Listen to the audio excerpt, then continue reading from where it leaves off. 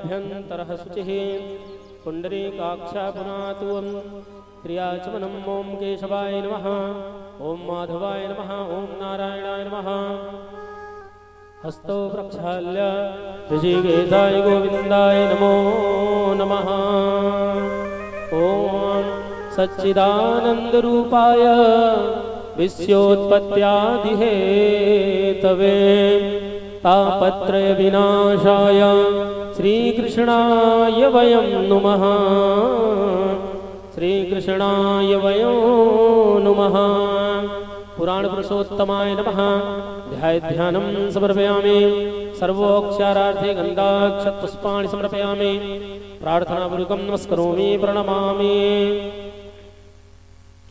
वरहापीडं नटवरवपुः कर्णयो कर्णिकारं बिभ्रदवासा कनककविशं वैजयन्तीं च मालां रन्ध्रान् वेणोरधरसुदया पूरयन् गोपवृन्दैर्वृन्दारण्यं स्वपदरमणं प्राविशति गीतकीर्तिं वृन्दारण्यं स्वपदरमणं प्राविशति गीतकीर्तिं राधा माधवाय नमः कृष्णाय नमः ध्यानं समर्पयामि सर्वोपचारार्थे गन्धाक्षतपुष्पाणि समर्पयामि प्रार्थनापूर्वकं नमस्करोमि प्रणमामि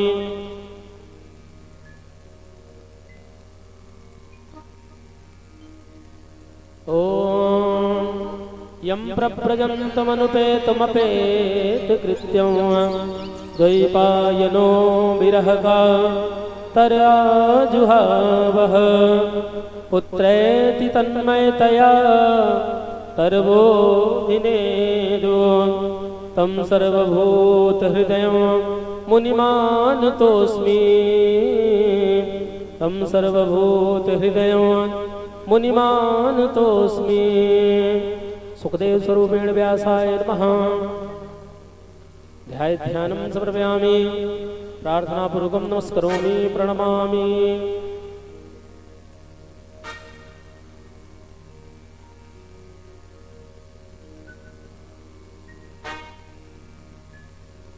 ॐ गुरुर्ब्रह्मा गुरुर्विष्णु गुरुर्देवो महेश्वरा गुरुः साक्षात् परब्रह्म तस्मै श्री गुरुवे नमः अखण्डमण्डलाकारं व्याप्तं येन चराचरं तद्पदं दर्शितं येन तस्मै श्री गुरवे नमः तस्मै श्री गुरवे नमः श्री गुरुचरणकमलेभ्यो नमः प्रार्थनापूर्वकं नमस्करोमि प्रणमामि वंशी विभूषितकरान् नवनीरदाभात् पीताम्बरादरुणबिम्बफलाधरोष्ठात् पूर्णेन्दुसुन्दरमुखा दरविन्दनेत्रात् कृष्णाद्वरं किमपि तत्त्वमहो न जाने कृष्णात् परं किमपि तत्त्वमहं न जाने श्री गुरुचरणकमलेभ्यो नमः प्रार्थनापूर्वकं नमस्करोमि प्रणमामि बोली बांके बिहारी लाल की जय भागवत महापुराण की जय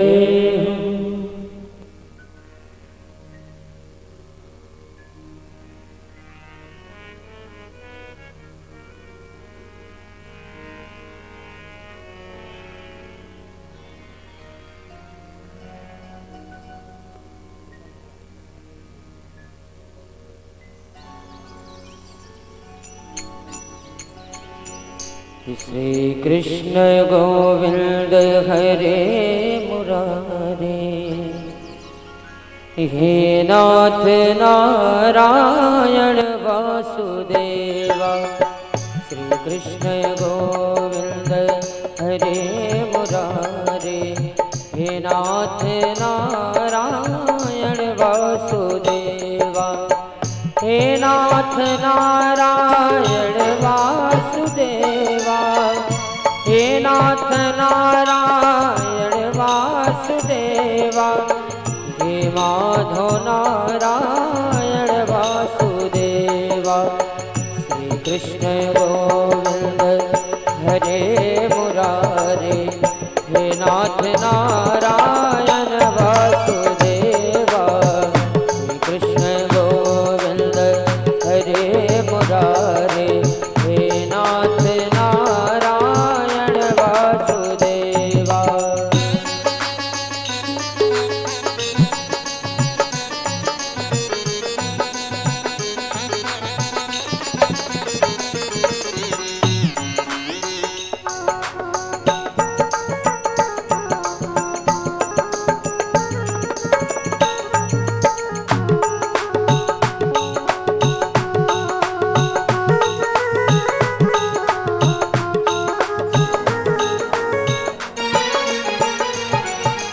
हे माधव नारायण वासुदेवा हे माधव नारायण वासुदेवा हे लक्ष्मी नारायण वासुदेवा हे लक्ष्मी नारायण वासुदेवा श्री कृष्ण गोविंद हरे मुरारे हे नाथ नारायण वासुदेवा श्री कृष्ण गोविंद हरे मुरारे हे नाथ नारायण वासुदेवा श्री कृष्ण गोविंद हरे मुरारे हे नाथ नारायण वासुदेवा श्री कृष्ण गोविंद हरे मुरारे हे नाथ नारायण वासुदेवा।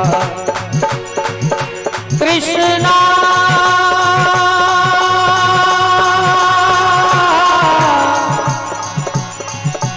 हरे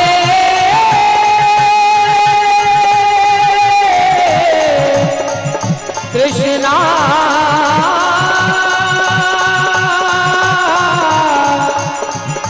हरे कृष्णा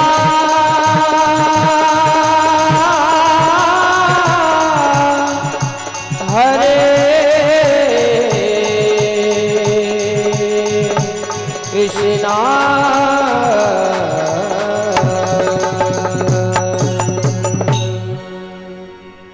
बोलिए श्री कृष्णचंद्र भगवान की जय जय हो।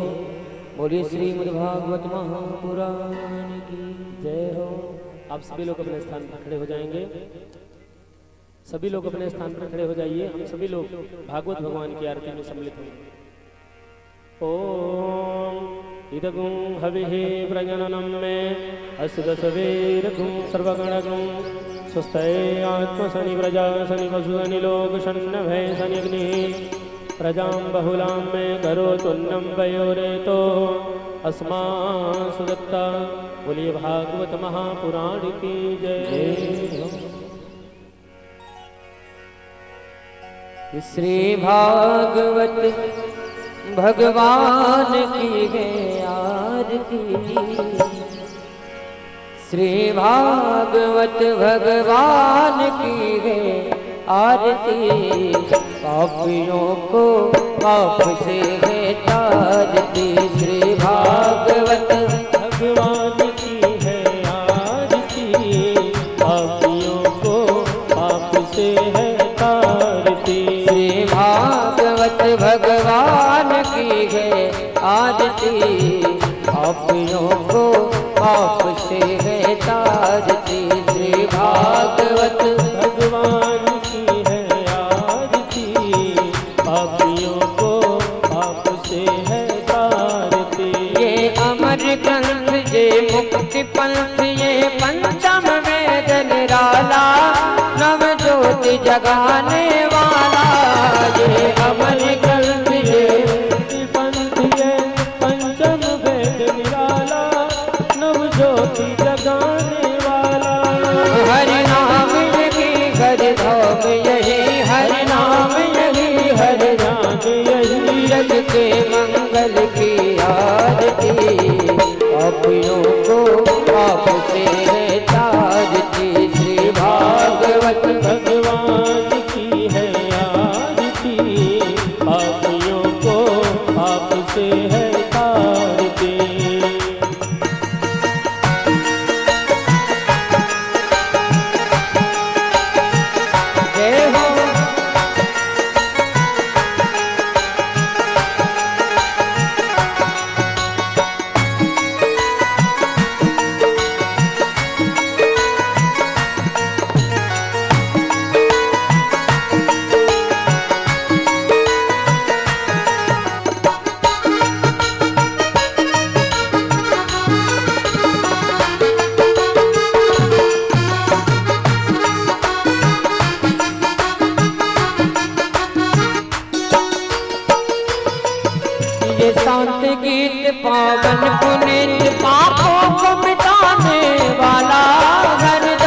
कराने वाला।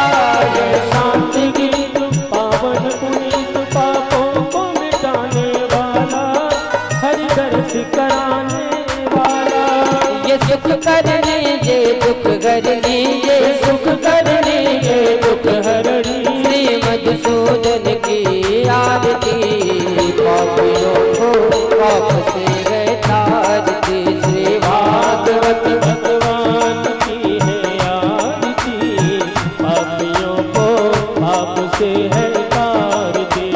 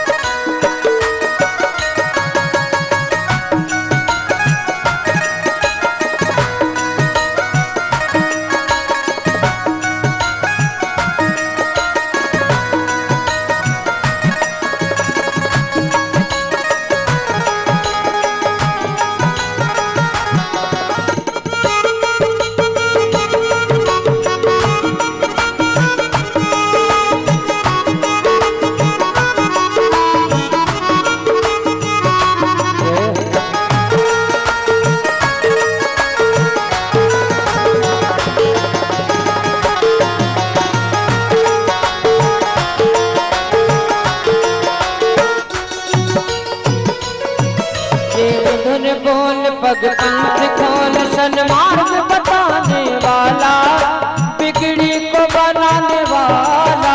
ये मधुर बोल जग पंथ खोल सन्मार्ग बताने वाला, बिगड़ी को बनाने वाला। ये मधुर बोल जग पंथ खोल सन्मार्ग बताने वाला, बिगड़ी को बनाने वाला। ये मधुर बोल जग पंथ खोल सन्मार्ग बताने वाला, बिगड़ी को बनाने वाला। श्री राम यही घनश्याम यही, श्री राम यही घनश्याम यही। प्रभु के महिमा की आरती पापियों को पाप से है तारती। श्री भागवत भगवान की है आरती, पापियों को पाप से है तारती। भागवत भगवान की है आरती, पापियों को पाप से है तारती। भागवत भगवान की है आरती, पापियों को पाप से है तारती। ओ पापियों को पाप से है तारती, पापियों को पाप से है, पापियों को पाप से है तारती। पापियों को पाप से है तारती, पापियों को पाप से है तारती। पापियों को पाप से है तारती, पापियों को पाप से है तारती। पापियों को पाप से है तारती, पापियों को पाप से है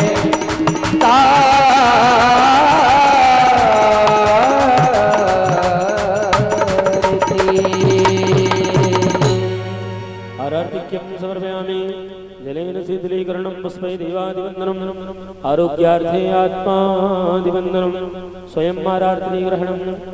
आप सभी लोग अपने स्थान पर बैठकर अमृतमयी कथा का स्मरण करेंगे। पूज्य श्री संजीव कृष्ण शास्त्री जी महाराज के मुखारविंद। जय श्री राम।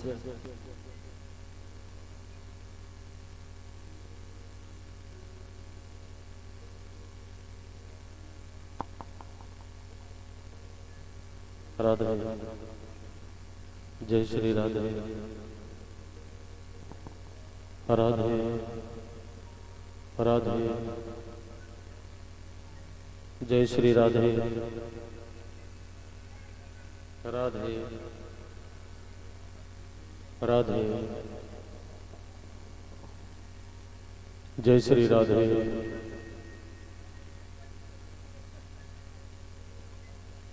राधे जय श्री राधे राधे राधे राधे। बोलिए वृंदावन विहारी लाल की जय। राधिका सरकार की हनुमान जी महाराज की जय। आइए प्रेम से बांके बिहारी लाल जी को भाव से याद करते हुए हरि ओम श्री गणेशाय नमः। हरि ओम राधा कृष्णाभ्याम नमः। हरि ओम हनुमते नमः। हरि ओम सरस्वती नमः।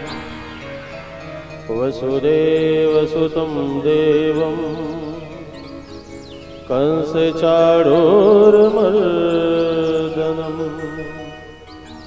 देवकी परमानन्दं कृष्णं वन्दे जगद्गुरुं। कृष्णाय वासुदेवाय हरे परमात्मने प्रणतः क्लेशनाशाय गोविन्दाय नमो नमः। गुरुर्ब्रह्मा गुरुर्विष्णु गुरुर्देवो महेश्वरः गुरुर्साक्षात् परं ब्रह्म तस्मै श्री गुरुवे नमः। जय जय श्री राधा रमण जय जय नवल किशोर जय गोपी चित चोर प्रभु जय जय माखन चोर। बोलिए वृंदावन बिहारी लाल की जय हो। राधिका सरकार की जय हो। हनुमान जी महाराज की जय हो। आइए प्रेम से 2 बार भगवान नाम संकीर्तन करते हैं। कृष्ण गोविंद गोविंद गोपाला कृष्ण गोविंद गोविंद गोपाला कृष्ण गोविंद गोविंद गोपाला कृष्ण गोविंद गोविंद गोपाला भज मुरली मनोहर नंद लाला भज मुरली मनोहर नंद लाला भज मुरली मनोहर नंद लाला भज मुरली मनोहर नंद लाला कृष्ण गोविंद जय हो। गोपाला कृष्ण गोविंद गोविंद गोपाला राधे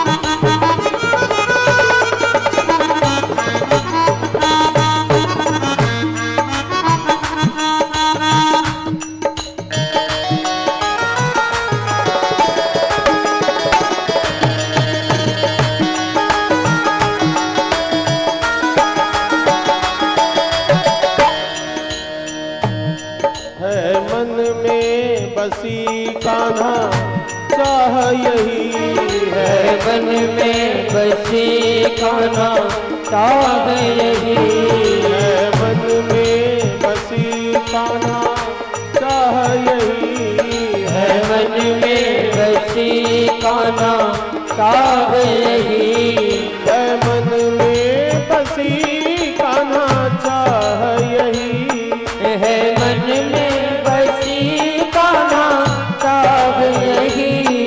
प्रिय नाम तुम्हारा पुकारा करो, प्रिय नाम तुम्हारा पुकारा करो, कृष्ण गोविंद गोविंद गोपाला, कृष्ण गोविंद गोविंद गोपाला। जय हो।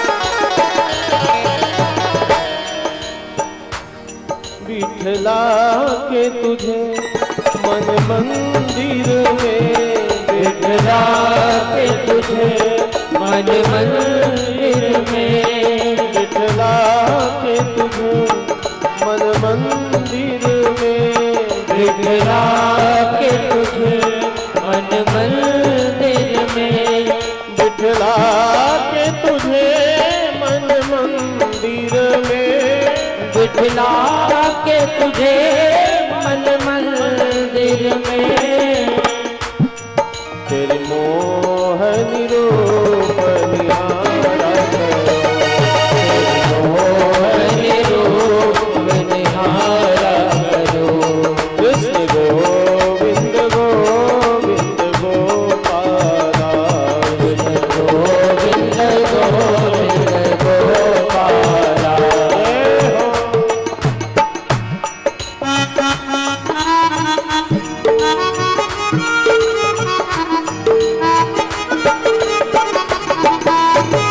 हरि बोल।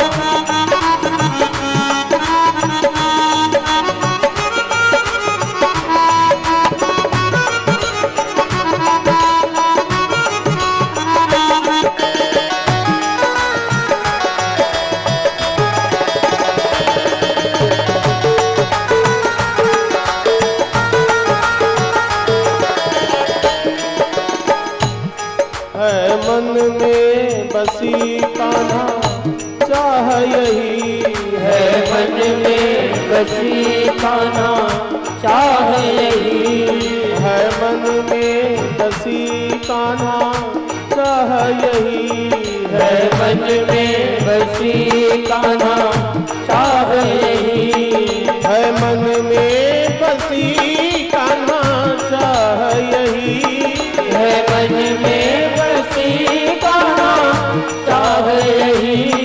प्रिय नाम तुम्हारा पुकारा करो, प्रिय नाम तुम्हारा पुकारा करो, जय हो।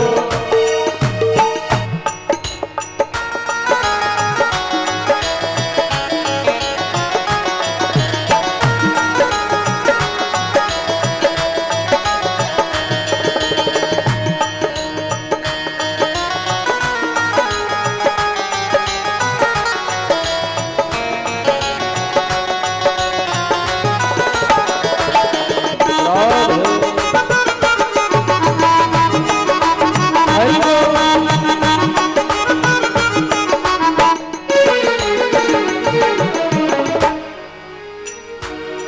बिठला के तुझे मन मंदिर में, बिठला के तुझे मन मंदिर में, बिठला के तुझे मन मंदिर में, बिठला के तुझे मन मंदिर में, बिठला के तुझे मन मंदिर में, बिठला के तुझे मन मंदिर में, तेरी आरती भाग उतारा करो, तेरी आरती भाग उतारा करो। कृष्ण गोविंद गोविंद गोपाला, गोविंद गोविंद गोपाला, ब्रज मुरली मनोहर नंद लाला, ब्रज मुरली मनोहर नंद लाला, यशोदा तो कन्हैया नंद लाला, यशोदा को कन्हैया नंद लाला, बंसी को बजैया गोपाला, बंसी को बजैया गोपाला। कृष्ण गोविंद गोविंद जय हो गोविंद गोविंद गोपाला, गोविंद गोविंद गोपाला, कृष्णा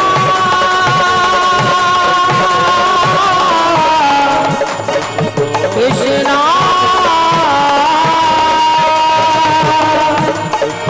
गोपाला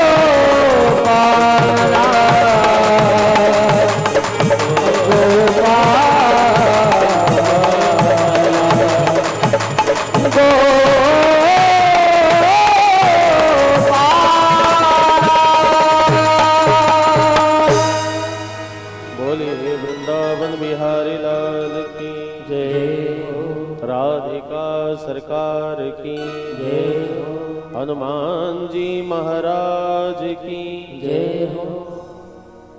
अखिल कोटि ब्रह्मांड नायक कर्तुम अकर्तुम समस्त सामर्थ्यवान परद ब्रह्म परमात्मा के पावन चरण कमलों में अनुराग रखने वाले संत चरणा रविंद्र, विप्र चरणा रविंद्र, समागत समस्त भागवत रस रसिकों एवं श्रद्धा स्वरूपा देवियों, बांके बिहारी लाल जी की कृपा से आज कृष्ण कन्हैया जी के चरणों में पंचम पुष्प अर्पित करते हुए बड़ा ही आनंद आ रहा है। मैं नित्य प्रति कहता हूं कि जन्मांतरे भवेत् पुण्यम तदा भागवतम लभे। जब कई जन्मों का पूर्ण उदय होता है तब जाकर के श्रीमद् भागवत महापुराण की दिव्य पावन कथा श्रवण करने का अवसर मिलता है।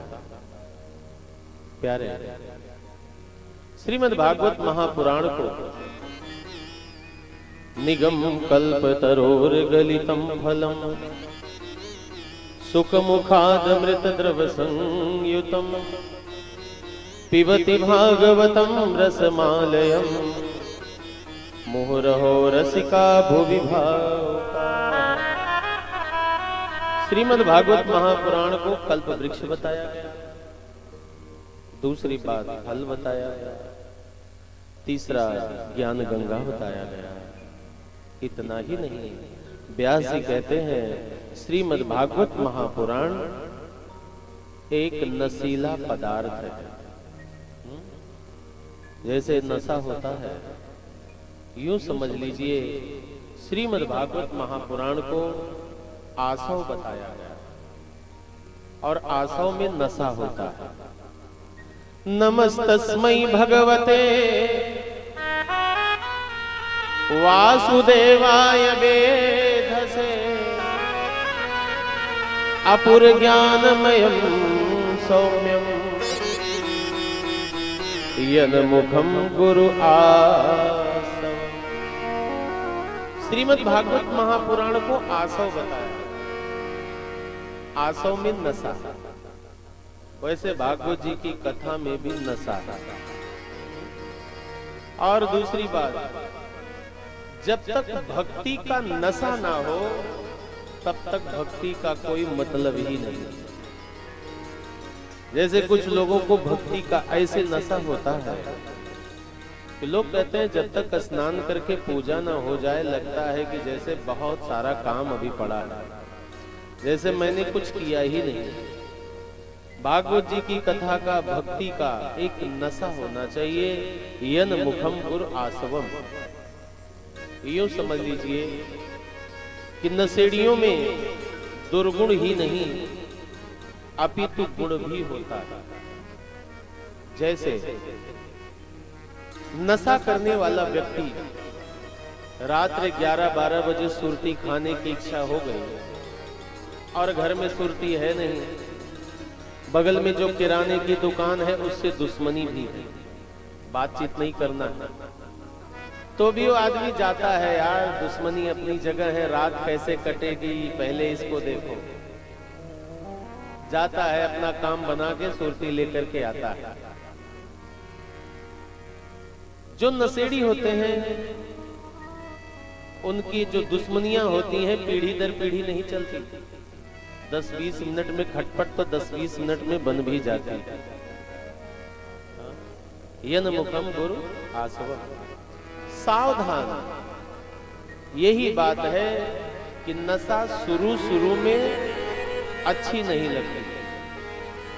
जैसे जो सिगरेट पीने वाले हो, सुरती खाने वाले हो और भी पीने खाने वाले हो, तो शुरू में अच्छी नहीं लगती।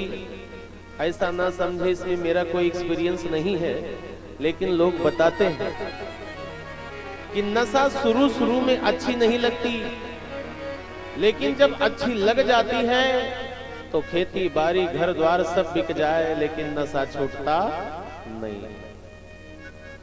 वैसे जिसको भक्ति का नशा हो जाए, कोई घर में कुछ भी कुछ कहता रहे, सब सुनता रहता है, लेकिन वो भक्ति के मार्ग में चलता रहे। तीसरा, नशेड़ी के अंदर अहंकार नहीं होता। जैसे उनको गांजा पीने की इच्छा हुई तो बाग में और खेत में भी बैठ करके अपना काम कर जाते हैं। उनको कुर्सी और सिंहासन की कोई जरूरत नहीं। प्यारे, जो अच्छे नशेड़ी होते हैं वो ये नहीं सोचते भक्ति के कि फला व्यक्ति के जिसके यहाँ कथा हो रही उसने बुलाया कि नहीं बुलाया, उससे मेरी बनती नहीं, उससे मेरी दुश्मनी है। अरे वो तो अपनी जगह है, लेकिन भक्ति मेरे गोपाल जी की कथा है, चलो यार नशा किया जाए, आनंद लिया जाए। भागवत जी की कथा को यन मुखम पुर आसवम, और ये ऐसा नशा है इसमें ना तो मूर्ख, ना तो बुद्धिमान, ना तो जाति, ना तो ऊंचा कुल, कोई भी भक्ति के मार्ग में चल सकता है। भक्तमाल में कथा आती है कि बनारस के राजा साहब तीर्थराज प्रयाग में जा रहे थे,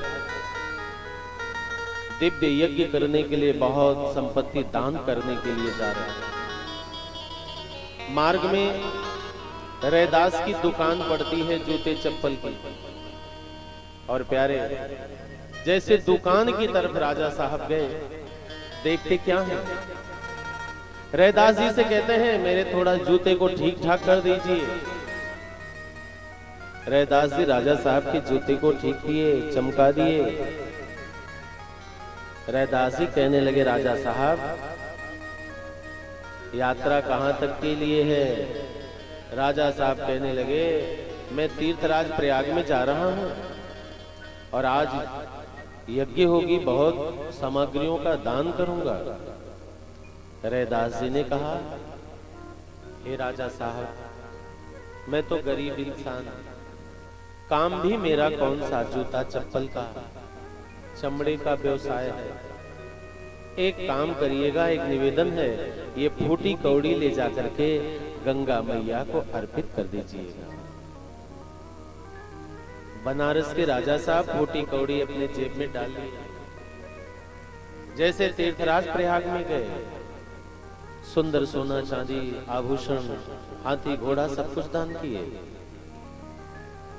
जैसे वहां से वापस आने लगे, गंगा मैया जी का प्रागट्य हो गया। गंगा मैया कहने लगी, राजा साहब सब कुछ तो दिए, लेकिन रैदास की फूटी कौड़ी तो आपके जेब में ही रह गई, वो मुझे देते जाओ। राजा साहब कहने लगे, गंगा मैया मैंने इतना सोना चांदी हीरा जवाहरात हाथी घोड़ा सब कुछ दान किया, आपका प्रागट्य नहीं हुआ, और ये फूटी कौड़ी आप मांग रही हो। मां गंगा कहने लगी, राजा साहब तेरी संपत्ति में तो अहंकार है और मेरे रैदास की संपत्ति में तो भाव है, और मैं तो भाव की भूखी। जैसे ही राजा साहब फूटी कौड़ी दिए गंगा मैया को, गंगा मैया एक हाथ से चूड़ा मणि निकाल करके देती हैं, कहती हैं जाकर के रैदास जी की पत्नी को दे दीजिएगा राजा साहब। राजा साहब वो जैसे चूड़ियों को लेकर के अपने घर में आए, रानी जैसे इसको देखती हैं, कहती है तो मुझे बहुत पसंद आ रहा है, सुंदर लग रहा है, उसको धारण कर लेती है। एक दिन राजा साहब जब रैदास जी के दुकान पर पहुंचते हैं, रैदास जी कहते हैं, महाराज मेरी कोटी कौड़ी का आप दान कर दिए थे। राजा साहब कहने लगे, बिल्कुल रैदास मैंने दान कर दिया था। अगली बात राजा साहब नहीं बताते कि माँ गंगा जी चूड़ा मणि भी दी थी। ओहो प्यारे, इतने में रैदास जी जैसे चमड़े का काम करते समय सिल को पलटे, सिल के नीचे ही गंगा मैया का प्रागट्य हो गया। मेरे प्रभु के सामने तो किसी जाति किसी ऊंचे कुल की बात नहीं है, मेरे प्रभु तो सिर्फ भाव के भूखे हैं प्यारे। जो भाव से उनको याद कर लेता है उसके द्वार पे मेरे प्रभु दौड़ते हुए चले जाते प्यारे। कल आप लोग श्रीमद् भागवत महापुराण में कृष्ण कन्हैया के जन्मोत्सव की कथा श्रवण की। आज परीक्षित जी पूछते हैं सुखदेव जी से कि एक बात बताइए महाराज, जब कारागृह में कृष्ण कन्हैया का जन्म हुआ, वसुदेव के पास जब बांके बिहारी लाल जी आए तो हाथ पांव की सारी बेड़ियां चटपट करके टूट गईं, और जब गोकुल से योग माया जी आई तो समस्त बेड़ियां चटपट करके लग गई। सुखदेव जी कहने लगे, राजन जिसके जीवन में भक्ति आती है उसकी जीवन की समस्त बेड़ियां चटपट करके टूट जाती है, और जिसके जीवन में योग माया जी आती है फिर तो इतनी बेड़ियां लग जाती हैं कि कथा पंडाल में भी वो व्यक्ति पहुंच नहीं पाता। अभी ये काम पड़ा है, अभी वो काम पड़ा है, ये बेड़ियां ही तो है क्या। और आज यशोदा जी के बगल में झीनी सी चदरिया ओढ़ करके मेरे बांके बिहारी लाल जी लेटे हुए हैं। यशोदा जी को पता नहीं, और उधर से सुनंदा जी चलते हुए आई। सुनंदा जी यशोदा जी की ननद, जैसे देखती हैं कि भाभी के बगल में एक छोटा सा लाला लेटे हुए हैं, पहले तो बहुत खुश हुई सुनंदा जी, और झीनी सी चदरिया ओढ़े हैं, अंगूठी को मुख में डाल करके चूस रहे हैं, और जैसे सुनंदा जी की तरफ देखते हैं मुस्कुराने लगते हैं। घुघराला सा बाल है, कजरारी सी आंखें। सुनंदा जी जैसे कृष्ण कन्हैया की तरफ देखती हैं, सोचती हैं कि जरा सा झीनी सी चदरिया हटा करके देखो कि लाला है कि लाली। अगर लाली हो गए होंगे तो चौथापन लगा हुआ है, मैं भैया से क्या जाके बताऊं। जैसे आधी झीनी सी चदरिया ऐसे उठाई, वैसे सुनंदा जी फिर ढक देती हैं। कहने लगे, हे भगवान, मेरे जीवन के सारे पुण्य लग जाएं, मेरे भैया को लाला हो जाए। और अब श्री हरि शरणम का जाप करते हुए जैसे झीनी सी चदरिया हटाती हैं, बोलिए बाके बिहारी लाल की जय हो। कृष्ण कन्हैया लाला दिखाई पड़े। सोचो, यशोदा जी को जब लाला होने को हुआ तो 4 महीने पहले ही अपने ननद को बुला लिया। यशोदा जी ने ननद का कितना बड़ा सम्मान किया। श्रीमद् भागवत महापुराण में ननद की 2 जगह चर्चा मिलती है।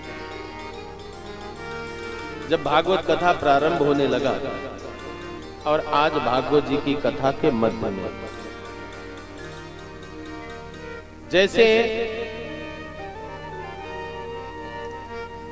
धुंधुली ने ननद का अपमान किया, मंदायामयि सर्वस्व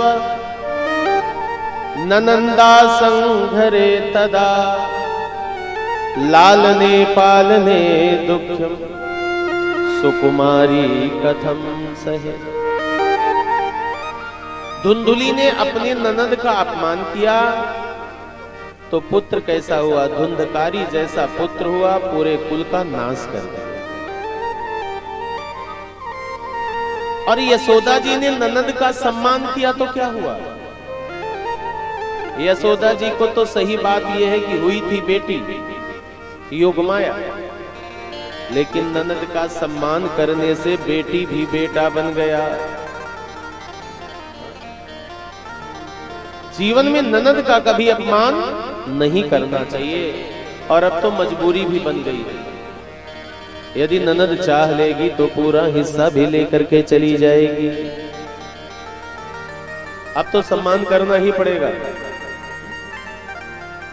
सुनंदा जी जैसे नंद बाबा जी के पास में जाती हैं, नंद बाबा जी माला का जाप कर रहे हैं और पता है माला का जाप करते समय जो मन में रहता है वही मुख पे आता है। नंद बाबा जी गौशाला में माला का जाप करते हुए कहते हैं, अबहिनाई भयो, अबहिनाई भयो। सुनंदा जी पहुंचती हैं, कहती हैं भैया हो गए हो। लेकिन नंद बाबा तो मस्त है, सोचने में चौथापन आ गया। अबहिनाई भयो, अबहिनाई भयो, अबहिनाई भयो। सुनंदा जी कहती है भैया हो गए है। हाथ तो पकड़ करके झकझोरते हुए कहती हैं लाला भयो है लाला। नंद बाबा जैसे श्रवण करते हैं कि लाला हुआ, नंद बाबा जी दौड़ते हुए घर में आए, समस्त ब्राह्मणों को जाकर के बुलाते हैं। नंदास्त्वात्मज उत्पन्ने जाता हरलादो महामना आहूय विप्रान वेदज्ञा अस्नातः सुचिरलंकृते। नंद बाबा जी 108 ब्राह्मणों को बुला करके आज कहते हैं, हे ब्राह्मण देवता, आपकी ही कृपा से मेरे घर में लाला हुआ है। समस्त 108 ब्राह्मण आकर के स्वस्ति वाचन करने लगे द्वार पर खड़े होकर। वाचित्वा स्वस्तयनम जात कर्मात्म जासवे करयामास विधुवत पितृदेवार्चनम तथा। नंदास्त्वात्मज उत्पन्ने जाता हरलादो महामना। आज नंद बाबा के घर में लाला हुआ है। नंद बाबा जी महामना हो गए। समस्त गोपियां जैसे सुनती हैं कि नंद भवन में जन्मोत्सव मनाया जा रहा है, समस्त गोपियां सजने धजने लगी। नंदालयम सबलया ब्रजतीर्वरेजुः व्यालोल कुंडल पयोधर हार शोभा समस्त गोपियां सज धज करके आज नंद बाबा के द्वार पर आ रहे हैं। हमारे वृंदावन के एक संत कहते हैं, एक गोपी नंदोत्सव के लिए ऐसे सज रही थी, सोच रही थी सुंदर तो लगना चाहिए नंदोत्सव में मैं जा रही हूं, जो आंखों में लगाना चाहिए वो गोपी अपने ओठों में लगा लेती है, जो ओठों में लगाना चाहिए उसको अपने आंखों में लगा लेती है और नंद बाबा के द्वार पर आ जाती है। और अब सुनंदा जी कृष्ण कन्हैया को पालने में लिटा देती हैं। एक आंखों में काजल लगाती हैं, दूसरे आंखों में काजल नहीं लगाती। नंद बाबा कहते हैं, बहन लाला के दूसरे आंखों में भी काजल लगा दो। सुनंदा जी कहती, भैया जब तक नेग नहीं दोगे तब तक दूसरे आंखों में मैं काजल लगाने वाली नहीं।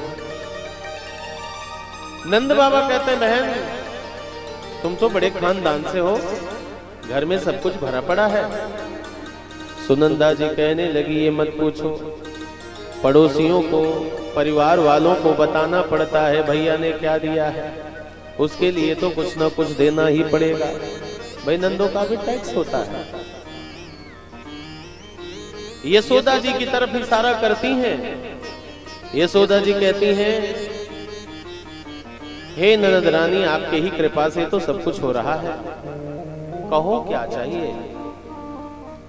सुनंदा जी की निगाहें यशोदा जी के गले में नवलखा हार था, 4 महीने पहले से ही उस पे निगाह टिका हुआ था। यशोदा जी समझ गई और अपने गले से नवलखा हार निकाल करके सुनंदा जी को दे देती। सुनंदा जी दूसरे आंखों में भी कृष्ण कन्हैया के काजल लगा देती हैं और पालने में लिटा देती हैं और समस्त मंगल गीत गाती हैं गोपियां, भाव बनाकर कन्हैया को पालने में झुलाते हुए। मेरो लाला झूले पलना, नंद लाला झूले पलना, जरा धीरे से झुलैयो। मेरो लाला झूले पलना, जरा धीरे से झुलैयो। नंद लाला झूले पलना, जरा धीरे से झुलैयो। नंद लाला झूले पलना, जरा धीरे से झुलैयो।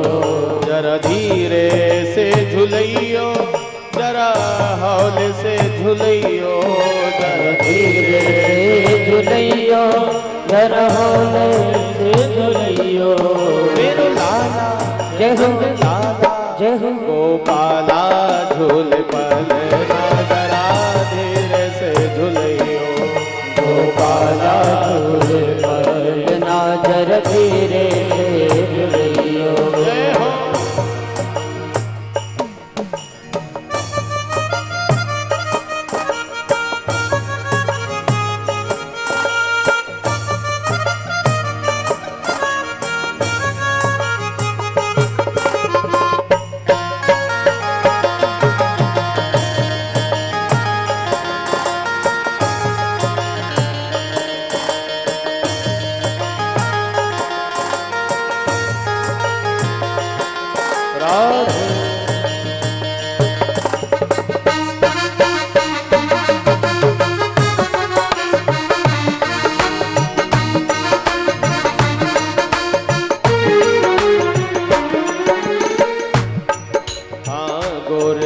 यशोदा गोरी, गोर नंद यशोदा गोरी, गोर नंद यशोदा गोरी, गोर नंद यशोदा गोरी, गोर नंद यशोदा गोरी, गोर नंद यशोदा गोरी।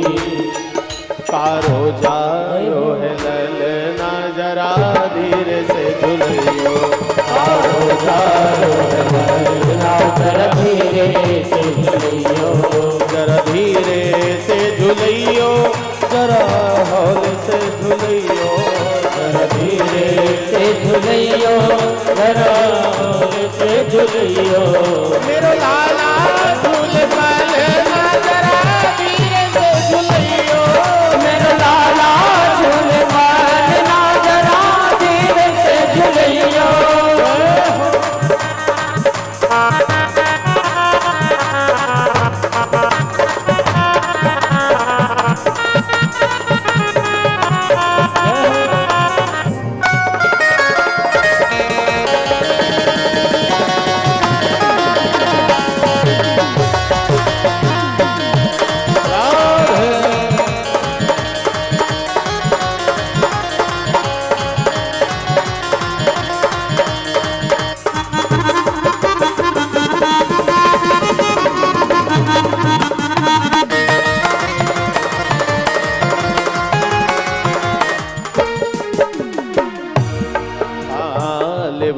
वसुदेव चले गोकुल को, वसुदेव चले गोकुल को, वसुदेव चले गोकुल को, वसुदेव चले गोकुल को, वसुदेव चले गोकुल को, वसुदेव चले गोकुल को।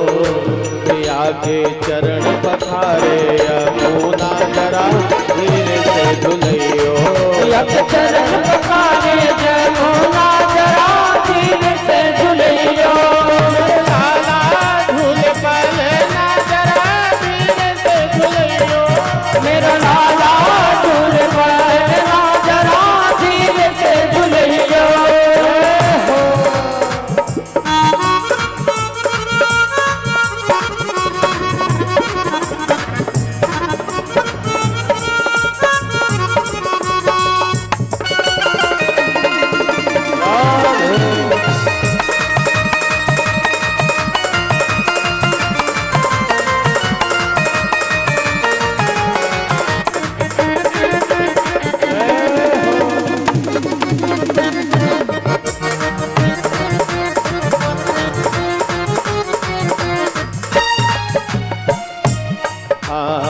रतन जटित को बनो पालनो, रतन जटित को बनो पालनो, रतन जटित को बनो पालनो, रतन जटित को बनो पालनो, रतन जटित को बनो पालनो, रतन जटित को बनो पालनो।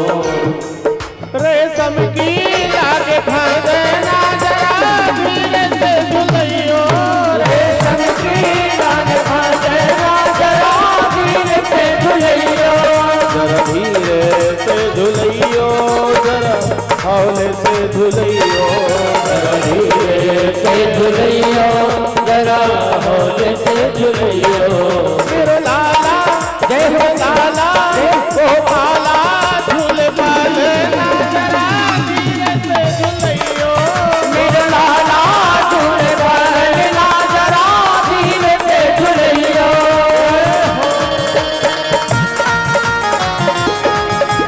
जय हो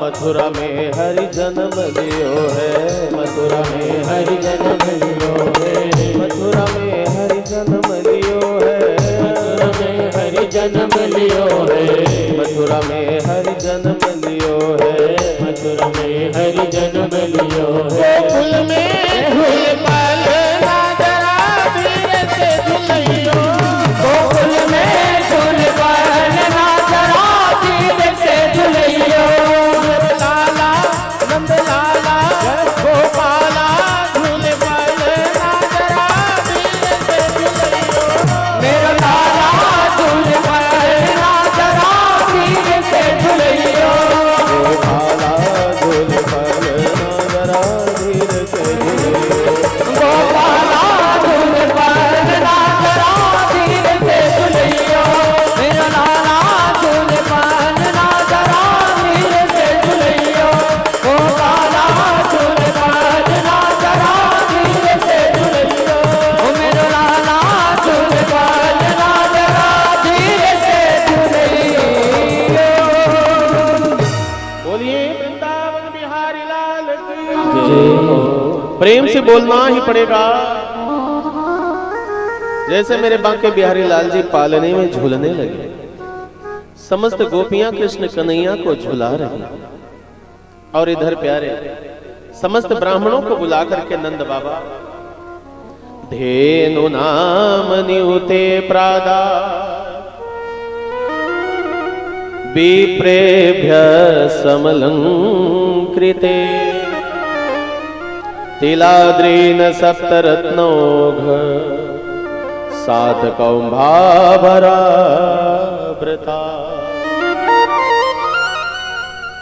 धेनु नाम न्यूते प्रादार विप्रेभ्यः समलंकृते। नंद बाबा जी महामना हो गए। नंदा स्वात्मज उत्पन्ने जाता हरलादो महामना। नंद बाबा के यहां जैसे ही कृष्ण कन्हैया आए आह्लादित हो गए। समस्त ब्राह्मणों को गोदान करने लगे। शास्त्र में गोदान का बहुत विशेष फल बताया गया। जैसे हम लोग यहाँ संसाधन है, गाड़ी है, कार है, ट्रेन है, फ्लाइट है, वैसे जब जीव यहाँ से जाता है तो बैतरणी नदी पार करने का माध्यम सिर्फ एक गाय होती है। वहाँ BMW, फॉर्च्यूनर, प्राडो ये सब कुछ चलने वाला नहीं है। वहाँ तो सिर्फ एक गाय ही माध्यम बनती है, जिस गाय के माध्यम से बैतरणी नदी पार करते हैं। और कैसी गाय दान दे रहे हैं? विप्रेभ्यः समलंकृते। गाय के सींग में खुर में हीरा जवाहरात सोना से सुसज्जित, और वो गाय थी जो खूब दूध देने वाली थी। हम लोगों के जीवन में दान भी गजब का हो गया। पत्नी अपने पति को फोन करती है, कहती है क्या बताऊं, इस वर्ष भूसा बहुत महंगा हो गया। लोग मशीन से ही गेहूं ले लिए, भूसा खेत में छोड़ दिए। हजारों रुपए कुंटल में बिक रहा है और वो भी मिल भी नहीं रहा है। पत्नी पति को फोन करती है, भूसा घर में नहीं है, पशुहार भी महंगा होता जा रहा है, और तो और क्या बताऊं,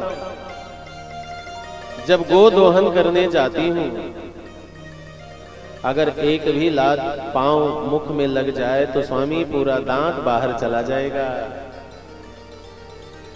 पति मुंबई से कहता है चिंता ना करो, बगल वाले गांव में जो पंडित जी रहते हैं उनको बुला करके गोदान दे दो। जो गाय अपनी किसी काम की नहीं उसको दान दे दो। क्या मतलब?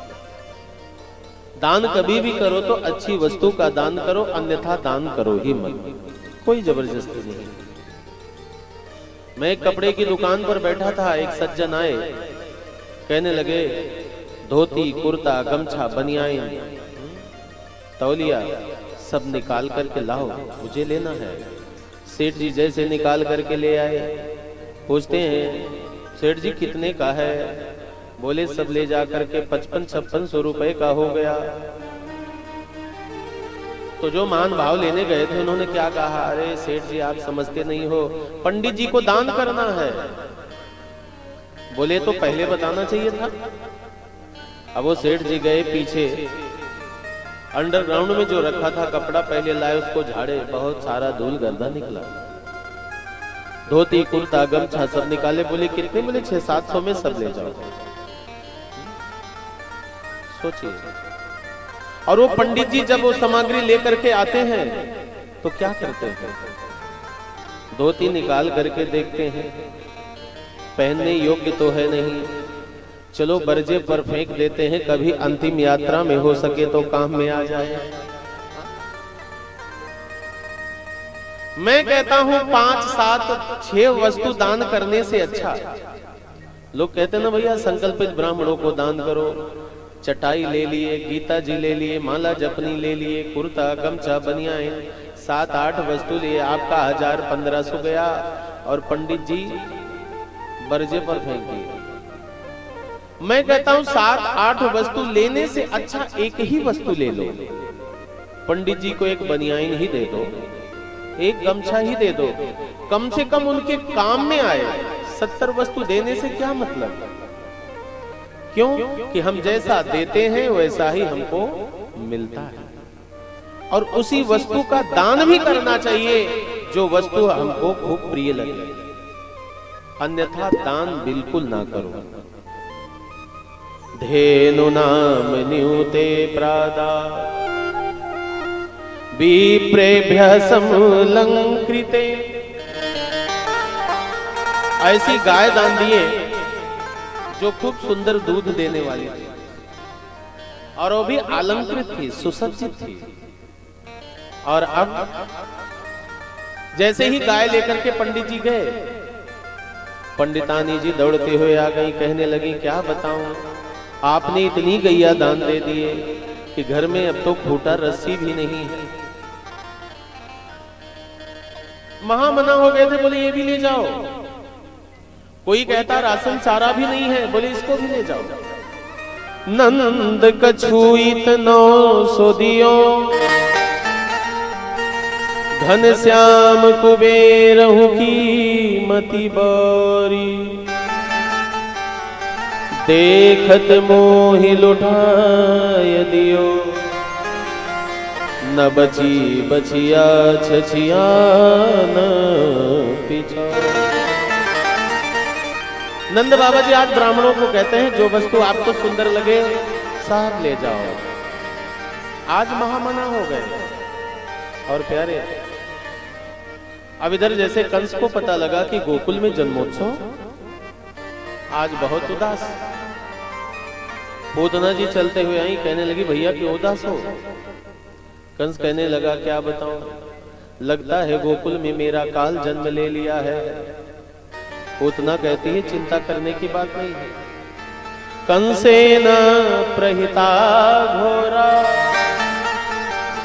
पूतना बाल घातिनी, शिशुचारनी घ्रंथि, पुरग्राम ब्रजादिषु। कहने लगे चिंता ना करो, मैं गोकुल में जाऊंगी, जो भी छोटे छोटे लाला हैं मैं किसी को छोड़ूंगी नहीं, सबकी हत्या कर दूं। कंस कहने लगा आप वहां जा भी कैसे पाओगे। बोले क्यों। बोले इतनी विशाल पर्सनालिटी और इतना विशाल काय और इतना कुरूप चेहरा, वहां सब डर जाएंगे, गोकुल में जाने नहीं पाओगी। पूतना कहने लगी सुनो, मैं जब मेकअप करके सजू धजूंगी तो सारी ओरिजिनलिटी ही खत्म हो जाएगी। पूतना कहती है ब्यूटी पार्लर में जाऊंगी, मेकअप कर लूंगी, कोई शक्ल भी नहीं पहचान पाएगा। बोले तो भी पहचान लिए तो। बोले दूसरा उपाय है कि घूंघट कर लूंगी, घूंघट करके गोकुल में पहुंच जाऊंगी। घूंघट से कई फायदे भी। प्यारे, कथा में आकर के यदि निद्रा लगे, सोने की इच्छा हो तो घूंघट करो और सो जाओ।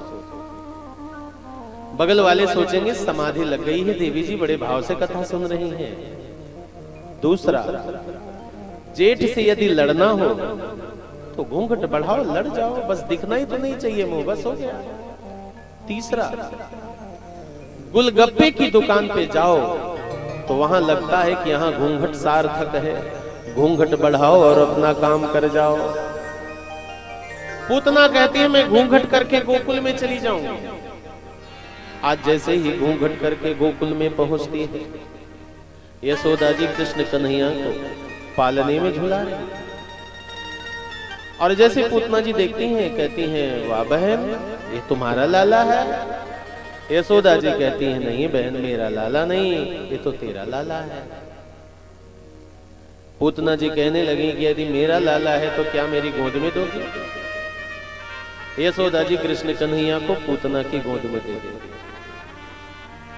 सुखदेव जी कहते हैं राजन जब कृष्ण कन्हैया पूतना की गोद में गए तो कन्हैया पूतना की तरफ देखते नहीं। क्यों। बोले काम क्रोध मद लोभ जिसके मन में होता है उसकी तरफ मेरे गोविंद देखते ही नहीं। दूसरा भाव यह है कि हे पूतना मौसी, आज मौसी का संबंध भी बिगाड़ने के लिए चली आई हो, मैं क्या सोच करके आपकी तरफ देखूं। इतने में यशोदा जी जैसे गृह कार्य करने गई, पूतना अपने स्तन पर विष लगा करके आई थी। कृष्ण कन्हैया को जैसे पिलाने लगी, मेरे कृष्ण कन्हैया आज पूतना का दुग्ध तो बात छोड़िए, जहर जाने दीजिए, साथ में आज पूतना का प्राण भी पी गए मेरे गोविंद। अहो वकीयम अस्तन कालकूटम जिघांसयः पाययदप्यसाधु लेभे गतिम धाम त्रुचिताम ततुम कम वा दयालुम शरणं ब्रजेम। जो पूतना मेरे गोविंद को मारने के लिए आई थी, मेरे गोविंद उसको भी दिव्य गति की प्राप्ति की।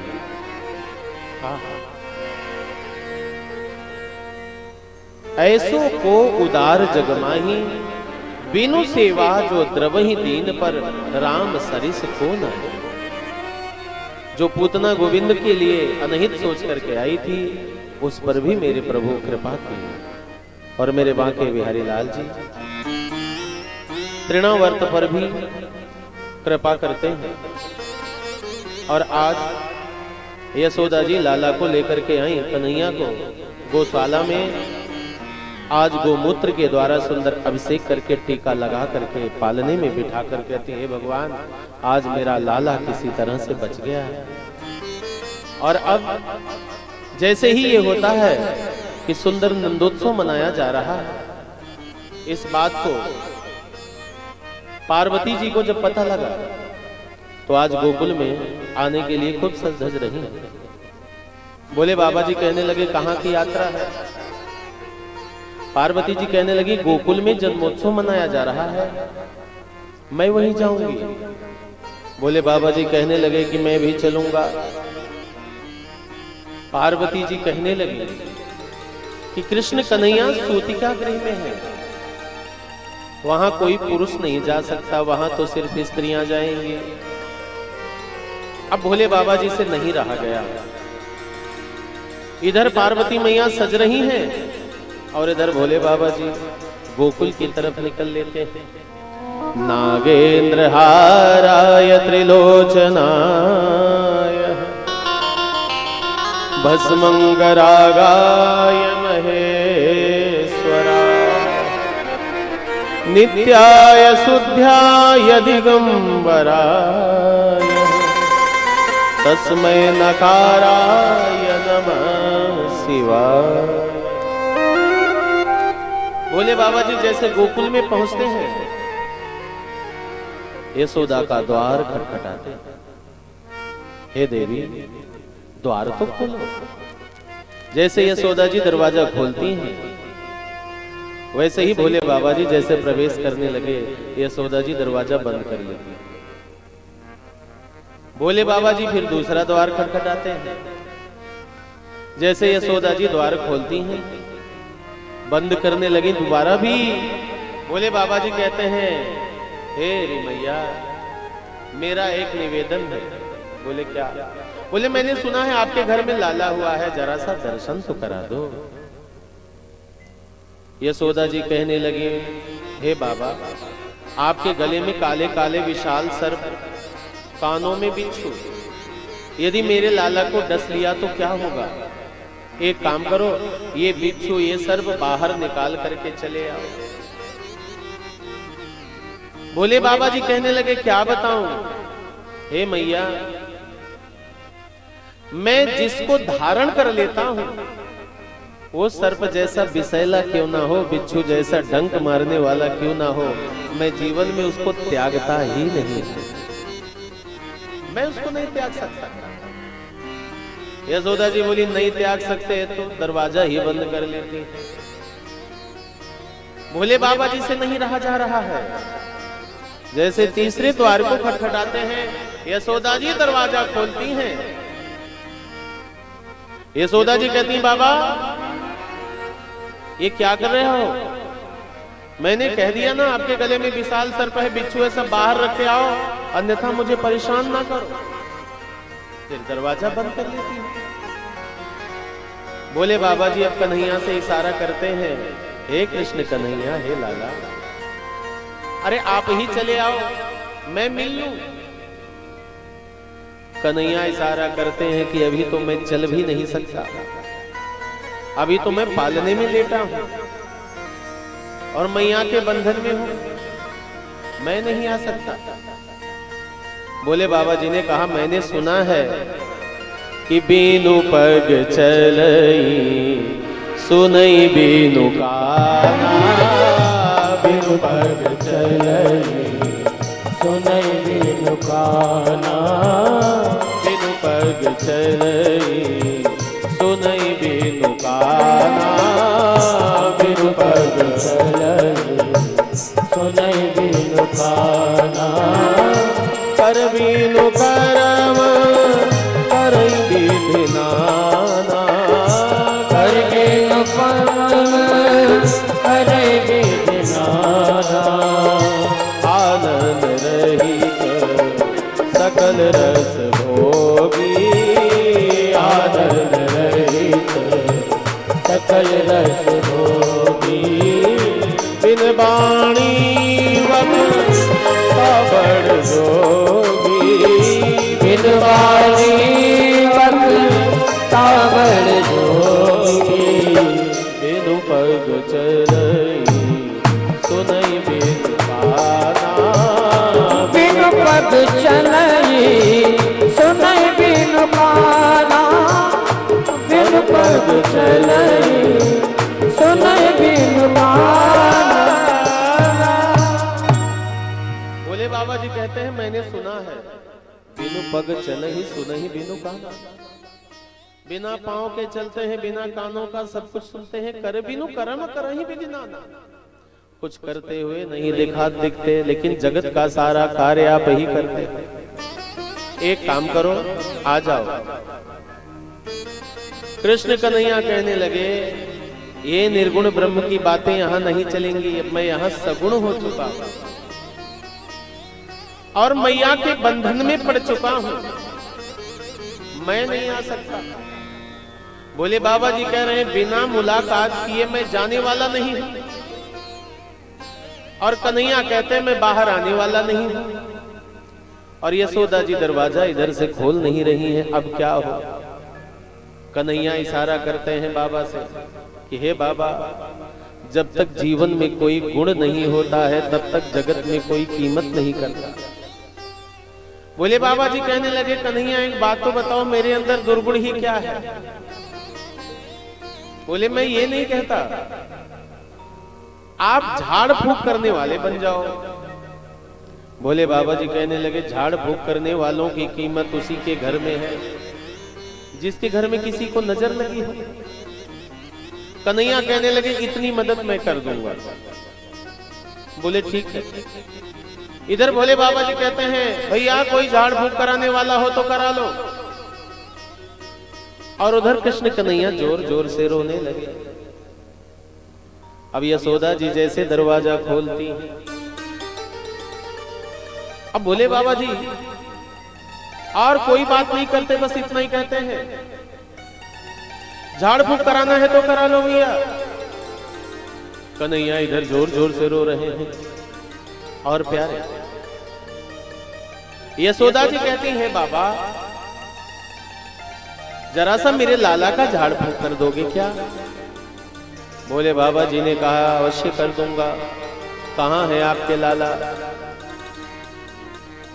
यशोदा जी ने कहा कि हे बाबा, ये बिच्छू ये सर्प सब निकाल करके आइए, मेरे लाला को नजर लग गई है, झाड़ फूक कर दीजिए। ओहो, अब नहीं रहा जा रहा है। पार्वती जी कह रही हैं, तो बाबा दूर से ही मेरे लाला को जरा सा झाड़ फूक कर दीजिए, थोड़े क्षण के लिए आराम हो जाए, तब मैं कन्हैया के नजदीक ले चलूंगी।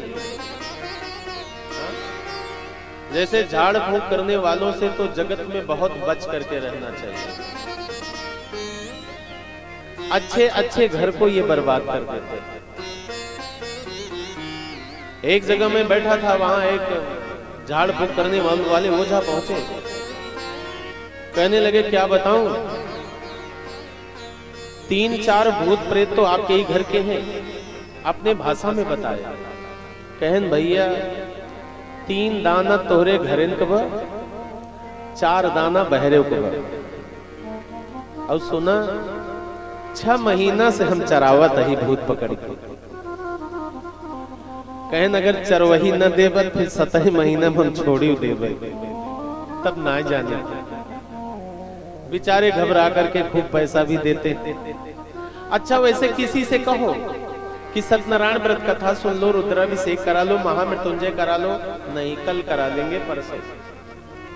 ओझा कह दे भूत आ गया है तो खराऊं, लंगोटा, लड्डू कितना जल्दी आ जाए कि पूछा जिन 12 बजे रात की दुकान खुलवाए मंगाए ले। ऐसे लगता है लोगों को भूत के प्रति इतनी श्रद्धा है कि भगवान के प्रति इतना श्रद्धा नहीं। अभी एक जगह कथा चल रही थी, सुजानगंज में एक रानीगंज बाजार है, सेठ जी का सगा भाई जो कथा सुन रहे थे नहीं आया। मैंने पूछा क्यों? बोले ओझा उसको बुलाए हैं, यदि भतही अगर खाया तो फिर भूतवा वापस आ जाए। सोचो, परिवार में ऐसा विघटन कर देते हैं, मल्ल युद्ध करा देते हैं, फलाने भूत कहे हैं ना, यहां तक कि डांड मार दे हैं। कितने ओझा तो यहां तक कह देते हैं कि आज न आई हो तो फिर बचबो तो हार मुश्किल रहा। इनसे बहुत बच करके रहना चाहिए। और यदि ऐसा कुछ लगता है तो भागवत जी में लिखा गया है कि श्रीमद् भागवती वार्ता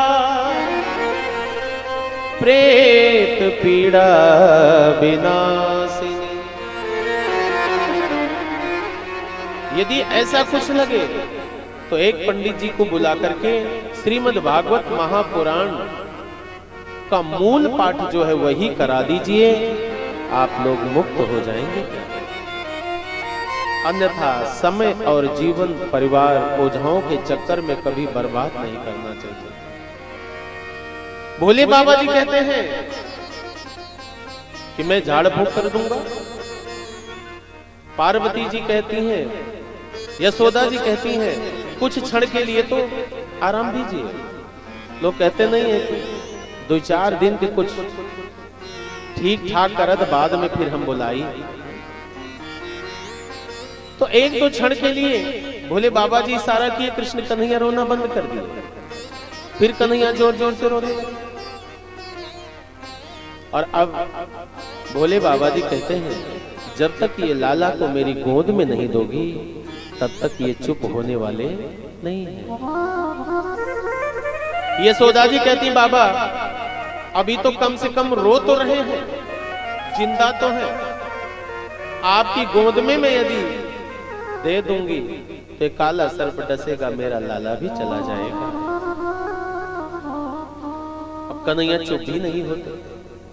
बोले बाबा जी बोले जो गले में सर्प और कानों में बिच्छू, यही तो मंत्र को सिद्ध करके निकालते हैं, दे दीजिए मेरी गोद।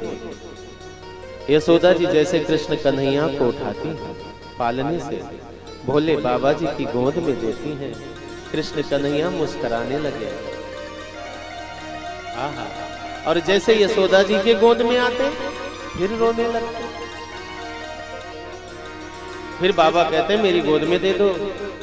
यशोदा जी बाबा की गोद में देती हैं।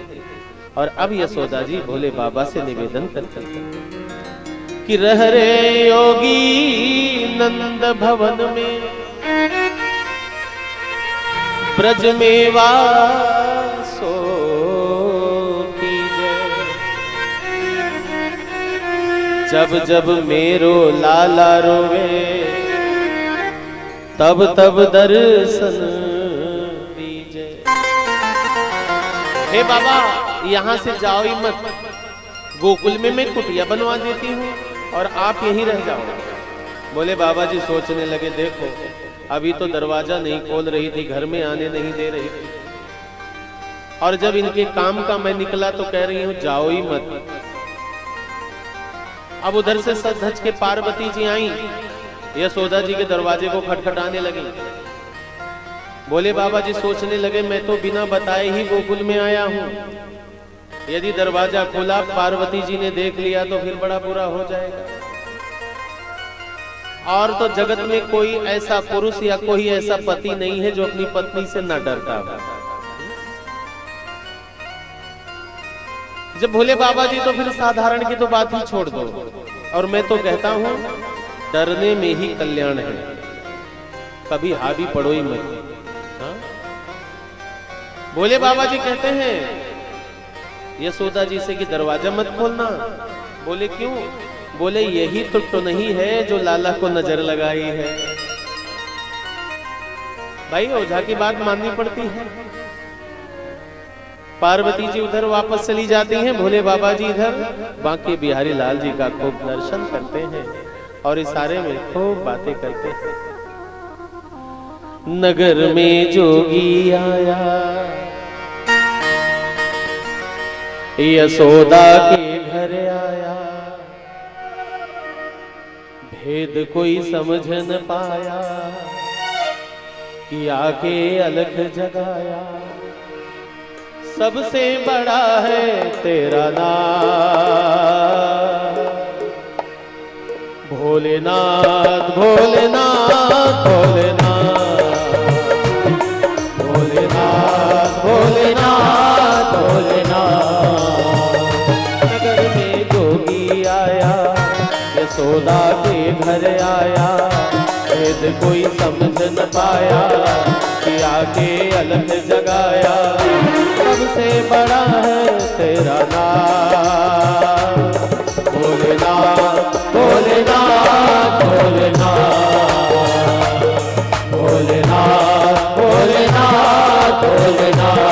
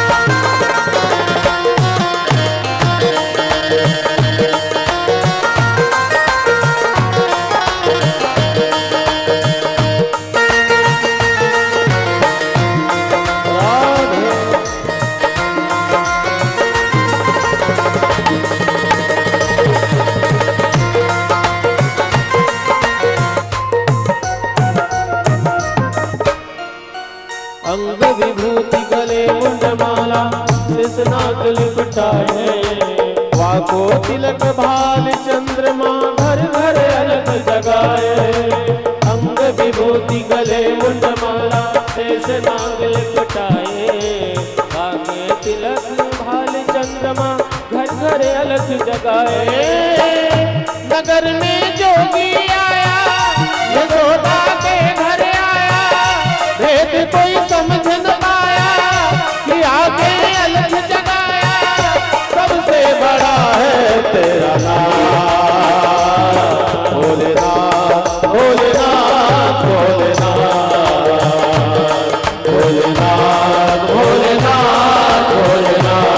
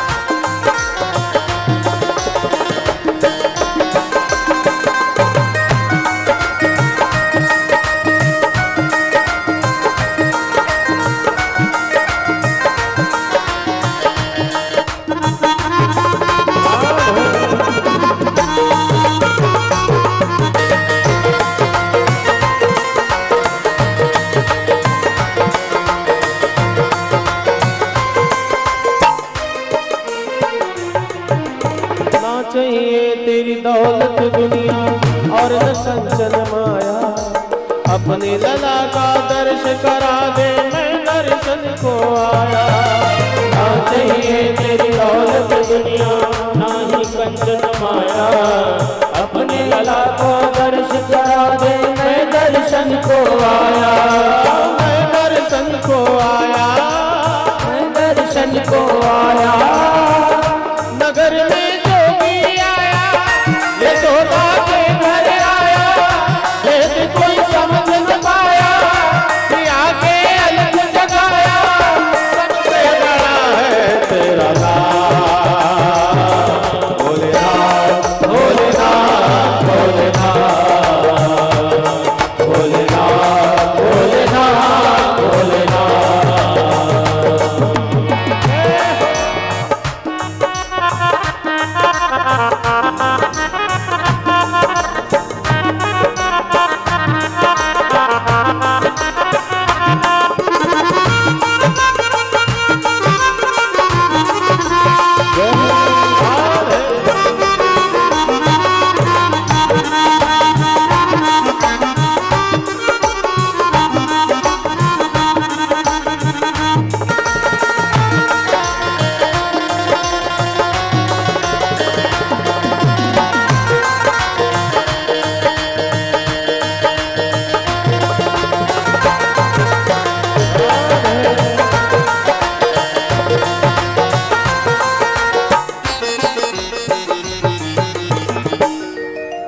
पंचवेर परिक्रमा करके श्रृंगीनाथ बजायो, सूरदास बलिहारी मैया जुग जुग जियो तेरो जायो।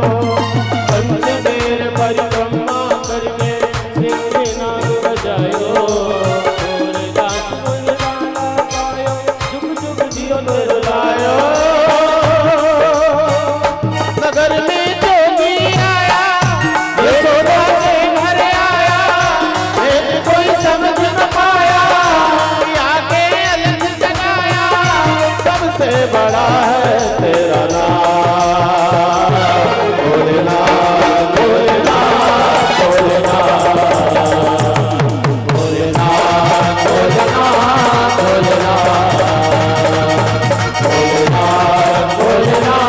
भोलेनाथ भोलेनाथ भोलेनाथ भोलेनाथ भोलेनाथ।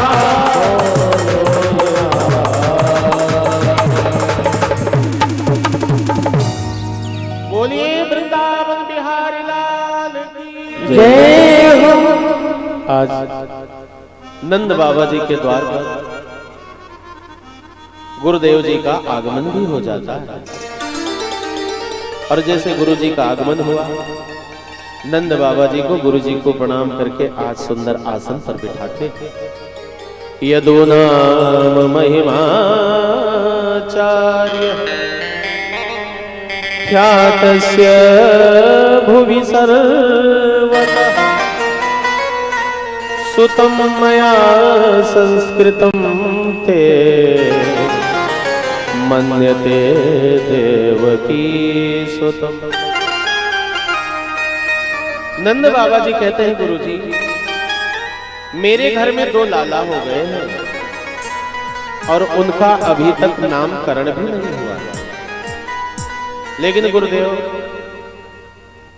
कहीं कंस को पता ना लग जाए। गुरुदेव जी कहते हैं कोई बात नहीं, सुंदर गौशाला को सजाया गया और आज नामकरण करने के लिए गुरुदेव बैठ जाते हैं। और इधर यशोदा जी क्या करती?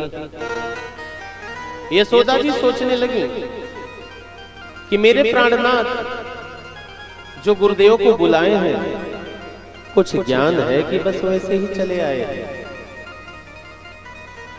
यशोदा जी रोहिणी का लाला अपनी गोद में ले लेती हैं और अपना लाला रोहिणी जी की गोद में दे देती। यशोदा जी जैसे नामकरण कराने हेतु गुरुदेव जी के सामने आती है, गुरु जी जैसे ही देखे वैसे ही कहते हैं, हे यशोदा, अयम ही रोहिणी पुत्रो यशोदा, ये लाला तो आपका नहीं है, अयम ही रोहिणी पुत्र, ये रोहिणी जी का बेटा है। यशोदा जी हीरे की अंगूठी निकाल करके गुरु जी को दे दी। हे गुरुदेव, आप तो बड़े ज्ञानी हो। रमयन सुहृदो गुणैः आख्यास्ते रामैति बलाधिक्याद् बलम विदुः। हे यशोदा, बल की अधिकता के कारण इनका नाम बलराम होगा। बोलिए बलराम भगवान जय। अब रोहिणी जी जैसे लाला को लेकर के आई, कृष्ण कन्हैया की तरफ जैसे गर्गाचार्य देखते हैं, आज तो समाधि लग गई। पहले तो कहना चाहते हैं इदानी, कहना चाहते हैं ये तो साक्षात भगवान है। कन्हैया इशारा करते हैं, हे गुरुदेव, मैं भगवान ही तो नहीं बनना चाहता, यही तो मेरी सबसे बड़ी मजबूरी है। कन्हैया कहते हैं, गुरुदेव मुझे भगवान मत बता देना। क्यों? बोले भगवान बता दोगे तो संसार में भगवान की बहुत दुर्गति होती। एक दिन मैंने चर्चा किया था ना, खुद तो मकान में और भगवान को नीम के पेड़ के नीचे 2 ईंटा रख करके वहीं बिठा दिया। खुद तो चकाचक भोग प्रसाद खाएंगे, भगवान को चीनी गुड़ का भोग लगा देंगे। खुद तो नया नया वस्त्र पहनेंगे और भगवान को एक ही कपड़ा पहनाएंगे, जब नवरात्रि कभी आएगी तो बदल देंगे, या जन्माष्टमी आया तो बदल देंगे। और तो और भगवान के जगत में कोई कीमत भी नहीं करता, बड़ी मजबूरी में भगवान को याद करता है। और जब समस्त समय उसके पास बचते हैं, तब 1-2 मिनट के लिए मेरे पास आता है। मुझे भगवान मत कहना। क्यों? कि अभी मुझे 56 भोग पाना है, दही मक्खन पाना है। जब मैं भगवान बन जाऊंगा तो सबसे वंचित रह जाऊंगा। इतने में त्राटक समाधि लग गई, कुछ बोलते नहीं। गर्गाचार्य, यशोदा जी गर्गाचार्य जी की तरफ देखते हुए कहने लगी, बहन रोहिणी, लगता है गर्गाचार्य जी गुरुदेव पधार गए। क्या हुआ? बोले देखो तो श्वसन क्रिया भी नहीं चल रही। रोहिणी जी जैसे अपना कान गुरु जी के हृदय पर लगाती हैं, कहती हैं धड़कन भी तो बंद हो गया है। यशोदा जी कहने लगी, यही मैं कहती थी कि बूढ़े महाराज बाबा को घर में बुला लिए, कोई मोटे ताजा नए महाराज आए होते, कम से कम ये दशा तो नहीं होती। अब कल से बड़ी बदनामी होगी। ये होगा कि गोकुल में नामकरण करने के लिए गए तो गुरुजी ही पधार गए। यशोदा जी बहुत दुखी हो गई। रोहिणी जी कहती हैं, बात तो बहन सही कह रही थी, कम उम्र वाले महाराज आए होते तो कम से कम नामकरण करके जिंदा जी चले जाते। मैं हरियाणा में कथा कर रहा था, रोहतक में एक माता जी आई, कहने लगी महाराज 10 वर्ष पहले मैं अयोध्या में गई थी, एक गुरुजी मुझे अच्छे लगे तो मैंने दीक्षा ले लिया। महाराज 4 वर्ष बाद पत्र आया कि मेरे गुरुजी नहीं रहे, पधार गए। तो फिर मैं वृंदावन गई, तो मैंने सोचा कि अब गुरुजी नहीं है, दूसरे गुरुजी से दीक्षा ले। महाराज उनसे भी दीक्षा लिए तो 1 वर्ष बाद ही फोन आया कि गुरुजी पधार गए। हे महाराज, आप थोड़े अभी ठीक ठाक हैं, आप ही दीक्षा दे देते तो बहुत अच्छा था। हो सकता है ज्यादा दिन चले आप। हम मैंने हाथ जोड़ करके कहा, माता जी अभी मुझे बहुत जिंदा रहना है, बहुत कथा भी करनी है, मुझे जाने दो। यशोदा जी कह रही हैं कि कोई मोटे ताजे पंडित जी महाराज जी आते तो कम से कम ये दशा ना होती। यशोदा जी नंद बाबा को बुलाती हैं, नंद बाबा जी आए। गुरुजी कुछ तो बोलिए। गुरुजी कुछ नहीं बोलते। यशोदा जी रोने लगी। अब मैं क्या बताऊं, क्या कहूं, और शोरगुल भी हो जाएगा। यही नामकरण की चर्चा न हो, इसीलिए तो गौशाला में चोरी से नामकरण हो रहा है। अब तो बहुत शोर हो जाएगा। जब यशोदा जी रोने लगी तो कन्हैया से नहीं रहा गया। त्राटक समाधि जो गर्गाचार्य जी की लगी थी टूट जाती है, और गर्गाचार्य जी जैसे यशोदा जी की तरफ आंखें खोल करके देखते हैं। यशोदा जी कहती हैं, हे गुरुवर, नामकरण हो या ना हो, जैसा भी हो, बिना नाम का भी मेरा लाला चल जाएगा। आप जिंदा हो गए, यही भगवान की बड़ी कृपा है। गर्गाचार्य जी कन्हैया की तरफ देखते हो कहते हैं, इदानीं कृष्णतां गता। इनका नाम कृष्ण होगा। बोलिए कृष्णचंद्र भगवान की जय। बोले इनके नाम अनेक अनूपा। जैसे जैसे कार्य करते जाएंगे वैसे वैसे इनके नाम भी बढ़ते चले जाएंगे। गुरुजी कहते हैं नामकरण करने में तो बड़ा परिश्रम हुआ देवी जी। अब मैं अपने घर को जाना चाहता हूं। यशोदा जी कहने लगी, बिना प्रसाद पाए गुरुदेव मैं आपको जाने नहीं दूंगी।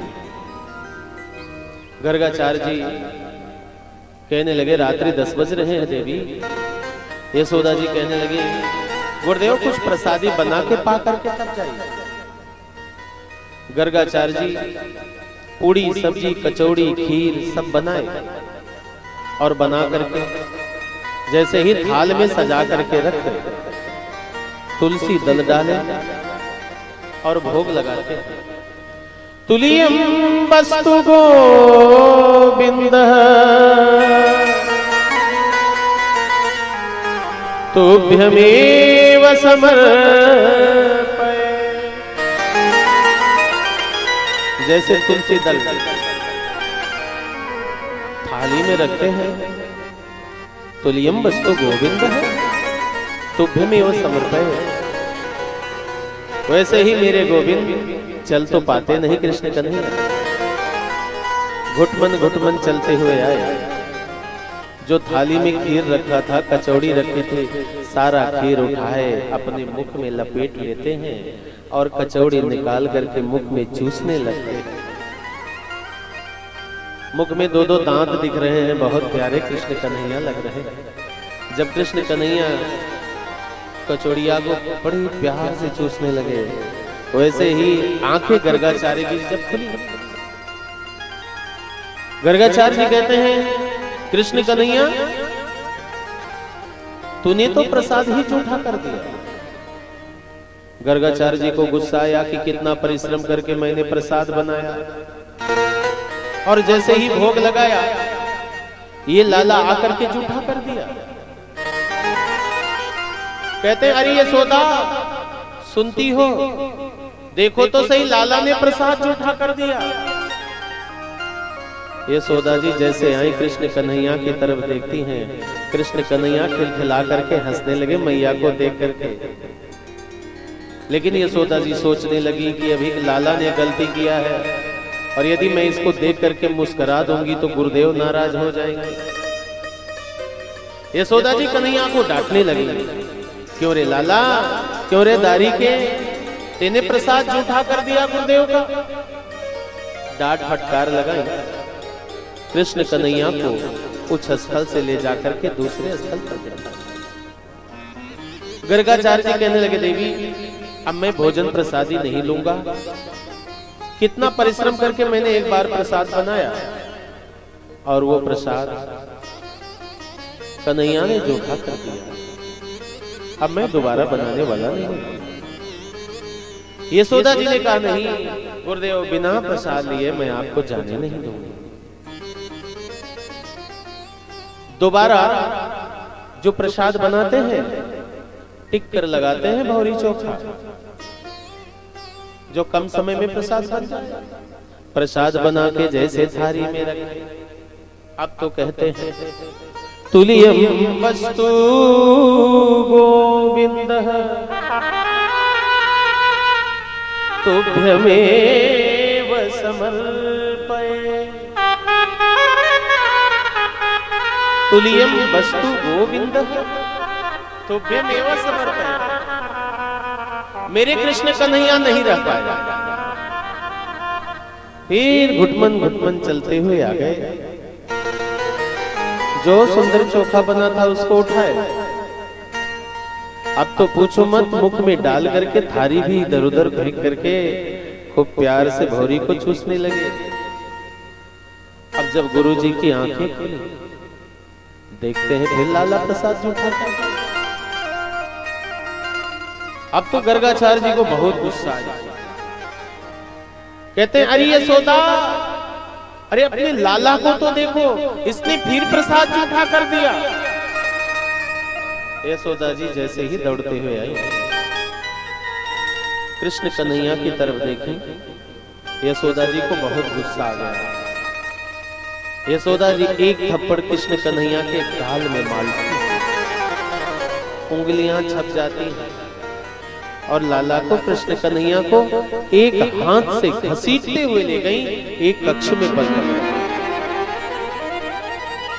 जो यशोदा जी लाला से कितना प्रेम करती थी कन्हैया से, लेकिन जब गुस्सा आया तो एक ही हाथ पकड़ी, फिर ये नहीं समझी हाथ टूटेगा कि क्या बचेगा कि नहीं। हाँ? आज भी देवियां जब बहुत खुश होती हैं तो अपने लाला को गोद में लेकर के कहेंगी भैया है, लाला है का पुलुलुलुलुलुलुलुलु भैया, भैया मां दरोगा हो जाए, कप्तान हो जाए, डीएम हो जाए। लेकिन जब गुस्सा आएगा, कहां है भगवती ना उठाए ले जाती है, तब हाथ भी पकड़ करके घसीटते हुए ले जाएंगी। कुछ समझ में नहीं आएगा कि टूटेगा कि बचेगा। यशोदा जी गाल पर थप्पड़ मारी, तो ले जाकर के एक कक्ष में बंद कर दिया। थोड़ा सा गुरु जी को तसल्ली मिली, राहत मिली। किसी का लाला यदि गलती कर जाए और घर वालों को बताओ, थोड़ा सा थप्पड़ उप्पड़ लगा दे, तो ये हुआ हाँ भाई काम बन गया, कुछ भी लहना तो लिया। अब यशोदा जी कहती हैं गुरुदेव प्रसाद बनाइए। गुरु जी कहते हैं यशोदा 12 बजने में सिर्फ 40 मिनट बचे हैं, जाने दो, अब मैं तृप्त हो गया, मुझे कुछ नहीं चाहिए। यशोदा जी कहने लगी गुरुदेव बिना प्रसाद पाए मैं आपको नहीं जाने दूंगी। इधर यशोदा जी जाने नहीं दे रही हैं, उधर कन्हैया खाने नहीं दे रहे हैं। गर्गाचार्य जी कहने लगे प्रसाद बनाने में तो विशेष समय लगेगा। यशोदा जी कहने लगी चिंता करने की बात नहीं है गुरुदेव, शॉर्टकट में खिचड़ी बना लीजिए। जैसे खिचड़ी का सुंदर प्रसाद बना और आज सामने जैसे ही रखे, गर्गाचार्य जी थाली तुलसी दल डाल, तुलियम वस्तु गोविंद।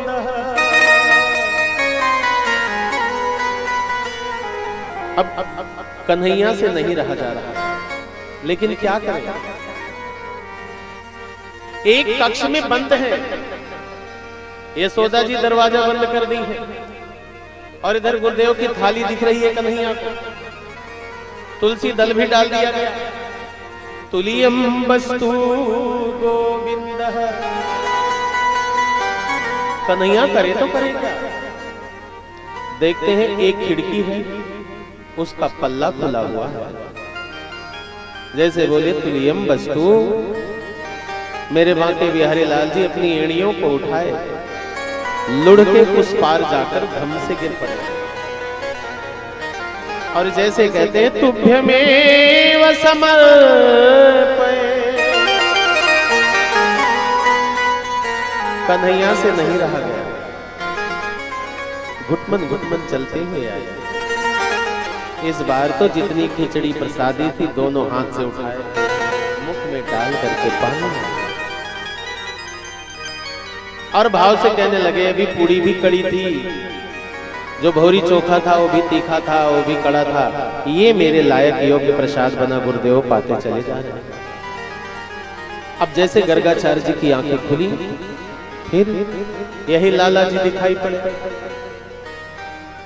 अब तो बहुत गुस्सा आया गर्गाचार्य। गर्गाचार्य जी बोले, अब मैं उलहना देने वाला नहीं हूं, अब मैं ही काम बना दूंगा। गर्गाचार्य जी सोचने लगे कि अब बस थप्पड़ ही लगा दूंगा, लेकिन सोचते क्या, जैसे पड़ोसी के घर में किसी का बच्चा हो, यदि उसको मारना हो तो देखना पड़ता है कि घर वाला कोई देख तो नहीं रहा है, और घर का कोई व्यक्ति ना देखे तो धड़ाम से मारने पर अच्छा लगता है। रोने भी लगे तो बता दो, हाँ भैया रोने लगा, फिर प्यार करने लगा। गर्गाचार्य जी सोचने लगे, ना तो नंद बाबा जी दिखाई पड़ रहे, ना यशोदा जी। गर्गाचार्य जी ही गाल पर एक थप्पड़ लगाए, कन्हैया रोने लगे। रोते रोते कन्हैया कहते हैं, गुरुजी एक बार आप बुलाते कि तुल्यम वस्तु गोविंद, एक बार आप बुलाते हो, हे गोविंद आओ प्रसाद पाओ, और फिर मेरा अपमान करके भगा देते हैं। गर्गाचार्य जी के आंखों में भाव के आंसू आ गए। मेरा जैसा किस्मत जगत में किसका हो सकता है। कृष्ण कन्हैया के मुख में जो खिचड़ी लगी थी उसको आज प्यार से पाते चले जा रहे हैं। गर्गाचार्य जी कृष्ण कन्हैया का जूठन प्रसाद बड़े प्यार से, बड़े प्रेम से पाते हैं और अपने घर को चले जाते हैं। और आज नंद बाबा जी देवालय में, मंदिर में शालिग्राम भगवान को दुग्ध से स्नान कराए, शर्करा से स्नान कराए, मधु से स्नान कराए। स्नान कराने के बाद कृष्ण कन्हैया बैठे बैठे देख रहे थे, सोचने लगे ये कौन से भगवान हैं, इनको मीठे मीठे पदार्थों से स्नान कराया जा रहा है। अगर ये मुंह में आ जाते तो बिल्कुल चॉकलेट जैसा स्वाद आता।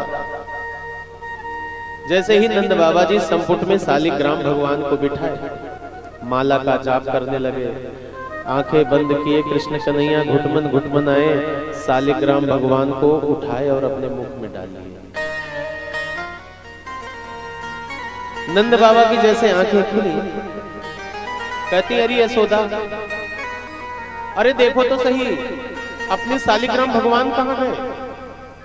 यशोदा जी आकर के देखती है मंदिर में शालिग्राम भगवान ही नहीं। यशोदा जी कहने लगी, लाला किधर है।